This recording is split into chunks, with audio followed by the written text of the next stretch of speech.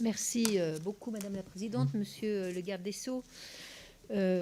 Bien, écoutez, la transposition du règlement, on ne transpose pas toujours un règlement, mais on le fait ici, on comprend pourquoi, relatif au parquet européen, n'appelle pas d'observation au fond. Beaucoup de choses ont été dites, je ne les répète pas. C'est une formidable avancée institutionnelle qui tente à harmoniser la justice des États membres. Parions que nous harmoniserons aussi nos budgets justice. L'arrivée d'un parquet européen doté d'un statut d'indépendance et intégré dans notre système national pose plus que jamais la question de la nécessaire indépendance statutaire du parquet français. Les justiciables français n'auront pas les mêmes garanties quant à l'indépendance du parquet, autorité de poursuite, selon que l'infraction commise préjudicie aux intérêts financiers de l'Union ou non. C'est pourquoi la seule réponse est de revisiter, nous semble-t-il, le statut du parquet et imposer que le CSM propose la nomination des plus hauts magistrats de l'ordre judiciaire. Mais je crois, monsieur le garde des Sceaux, que vous aviez bien l'intention de vous engager également dans ce combat que nous menons depuis des années. Le parquet européen doit faire ses preuves. Il pourrait voir sa compétence plus tard étendue aux crimes environnementaux les plus graves, l'écocide, qui ne sera pas traité dans ce texte et qui renvoie à des catastrophes écologiques, des crimes contre la nature. Et c'est un objectif que nous devons poursuivre au niveau européen. Il est d'ailleurs question de justice pénale environnementale dans ce texte. En l'état, il ne porte pas l'ambition que les citoyens attendent sur ce sujet. Nous attendons mieux, comme satisfaire donc à cette demande de la Convention citoyenne pour le climat. Vous avez évoqué un délit d'atteinte à l'environnement et un délit de mise en danger. Comme vous, je considère que la justice environnementale doit accompagner l'ambition écologique. Nous avons d'ailleurs commencé à le faire dans le Green Deal en travaillant au sein de l'Assemblée parlementaire franco-allemande.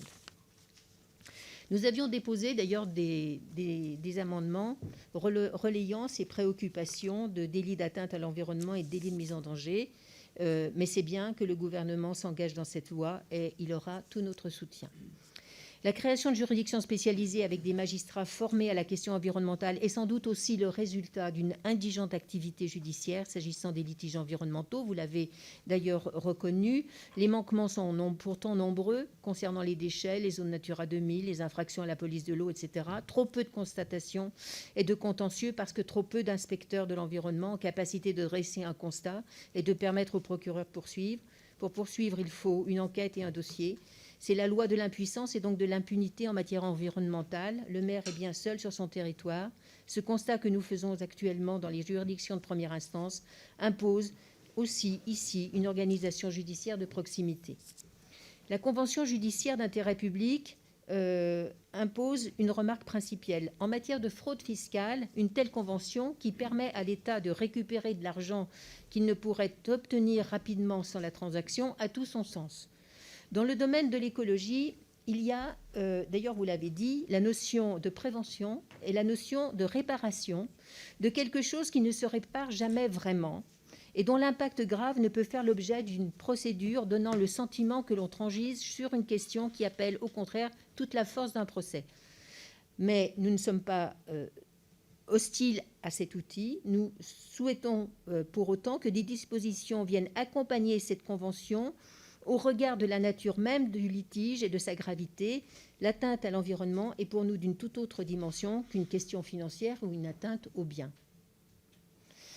Enfin, l'article 12 vient concrétiser la promesse faite par Nicole Belloubet, alors garde des Sceaux, de revenir sur le dispositif de la loi Macron qui n'avait pu être mis en place. Et nous lui exprimons ici notre reconnaissance.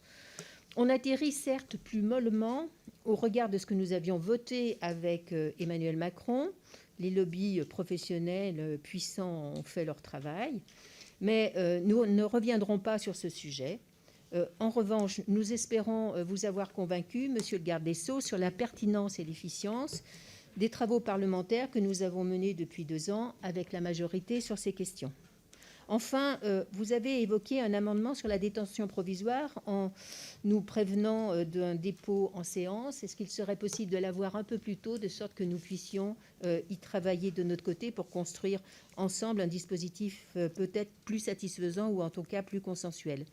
Globalement, il s'agit d'un texte important qui emporte par ces amendements une dimension environnementale dont nous mesurons l'importance. Le tout sera d'y mettre les moyens, comme c'est toujours le sujet en matière de justice.